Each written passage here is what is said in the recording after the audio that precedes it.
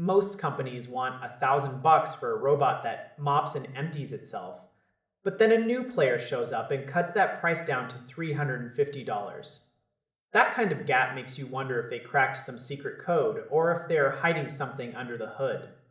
This machine comes from a brand under the umbrella of a massive tech giant known for batteries and chargers. On paper, it is a powerhouse. We are talking about suction power that sounds top tier in mop pads that spin fast enough to actually scrub a floor. I spent a week looking at the data to see if it actually holds up. The results for raw cleaning are honestly shocking. This little guy managed to pull up 96% of pet hair from carpets in independent tests. It beat out robots that cost 3 times as much. It even cleaned up dried stains better than the industry average. It is remarkably thin, too. At just over 3 inches tall, it can slide under sofas that block almost every other robot on the market. But that is where the story starts to get a bit messy. When you look closer at the airflow, it is actually 25% lower than average. That means the high suction numbers might be a bit of clever marketing. Then there is the brush design. They say it will not tangle with hair, but the reality is that long strands still wrap around it. The biggest headache, though, is how it sees the world. Or rather, how it does not. This vacuum is like a tiny bulldozer. It will shove light furniture across the room without thinking twice. It eats cables for breakfast.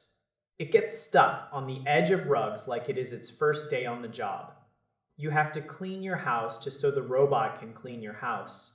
Then we have to talk about the elephant in the room, which is the company's history with your data. A few years ago, their security camera division got caught sending video to the cloud when they swore everything stayed local. This vacuum might not have a camera, but it maps your entire home and stays connected to your internet. You have to decide if that savings of several $100s is worth giving your floor plan to a company that has played fast and loose with the truth before. If you are willing to tidy up before it runs and you do not mind the privacy risks, it is a massive bargain. The dock is another big selling point because it handles everything. It empties the dustbin, washes those spinning pads, and then uses heat to dry them so they do not end up smelling like a damp basement. It makes you feel like you are living in the future until it tries to eat your phone charger. That is the trade-off. You get the heavy-duty cleaning power and the convenience of a hands-off dock, but you lose the sophisticated navigation that more expensive models use to dance around obstacles. It does not have those fancy laser sensors to identify specific objects. It just bumps into things until it figures out where to go next. If you have a house with toys and cords everywhere, this thing will turn into a chaotic mess.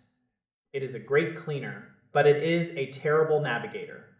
If you can move past that, you are getting one of the best values in home tech right now. Just do not expect it to be as smart as the price tag might suggest.